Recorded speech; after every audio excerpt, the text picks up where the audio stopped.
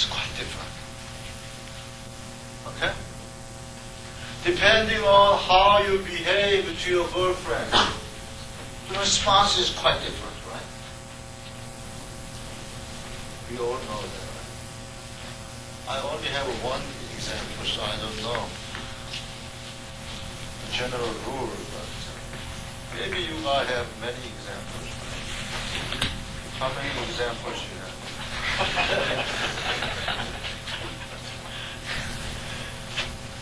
Okay. The excitation frequency and natural frequency, the relation between natural frequency and excitation frequency. In other words, how far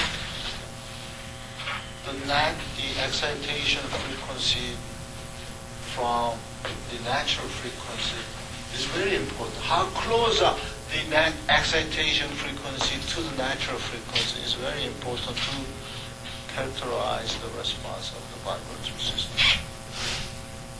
Okay? So, let's see more detail. The observation we had using mathematics. Okay? Okay. To begin with,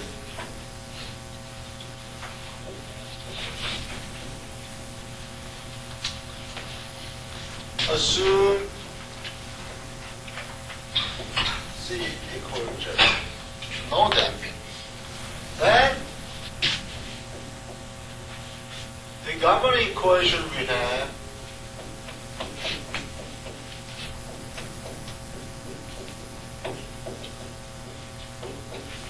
sine omega t. Oh, cosine, sorry.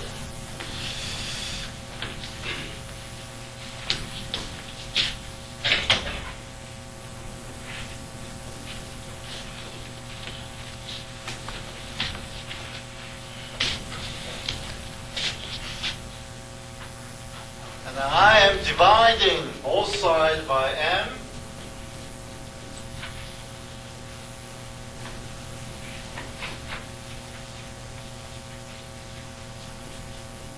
Then I will write this as small f0 percent.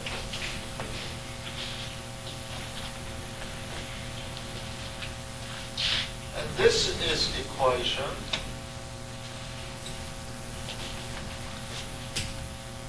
It's different with this equation, but this equation reveals omega n squared in the governing equation. Therefore, we can see more easily what's going to happen when omega is close to omega and so on, so on. Therefore, this form of the equation is more physically realizable equation. That's the reason why I divide m to both sides. Okay. Then, the solution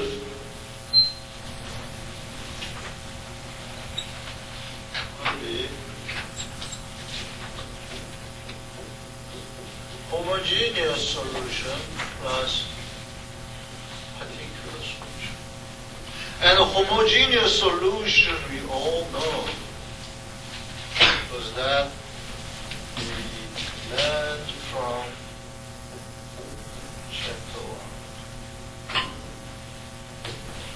Therefore, let's see the particular solution.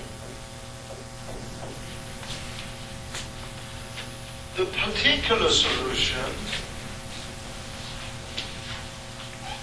why we call it particular solution?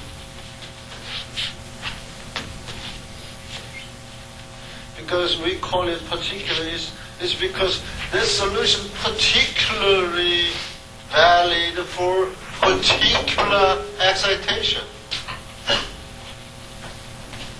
Okay. The excitation is omega, the frequency of excitation omega, and this is a linear system. Therefore, the response would be omega t. Right? Because this is a linear system. Linear system,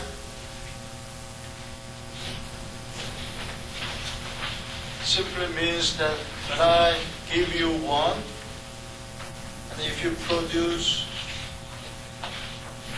$10,000, that means if you are a linear system, then if I give you 10, then you will give me $100,000. So if I excite you with the frequency 1 hertz, then you have to respond with the frequency 1 hertz, because this is a linear system. Okay?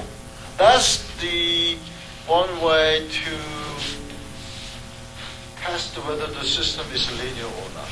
If you give the omega, frequency omega, and if you see the response produced not only omega, but 2 omega, 3 omega, that means the system is linear. Right? Okay. So I said this would be cosine. Omega t. And then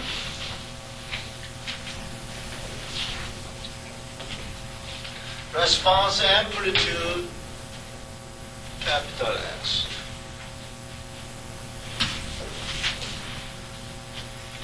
Say again, the reason why I have this is because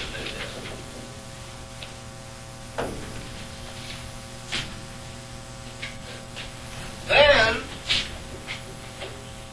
the governing equation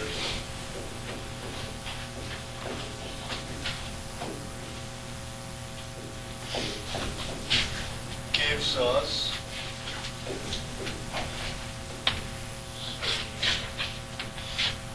x double dot, that is minus omega squared x cosine omega t plus omega n squared x cosine omega t has to be equal f0 cosine omega t.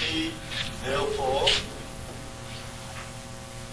what I have is the magnitude of response, that is capital X, is equal to f0 divided by omega n squared minus omega squared. But that's very interesting. If I write this 1 over omega n squared minus omega squared f, that means the response is proportional to the magnitude f. That makes sense because this is a linear system. When I excite the system with small force, large force, then the response will be getting higher and higher. Because this is linear. But there is a scale factor of this. That is totally depends on the omega n squared and omega. Okay? If omega, which is input frequency or excitation frequency or forcing frequency, is much smaller than omega or omega n squared, then it behaves like 1 over omega n squared n. And omega is very large. Like omega is 1, but omega squared is like 1 million. Then the response is very small. Look like approach to 0. As I saw you, and the omega is very high, the mass does not move.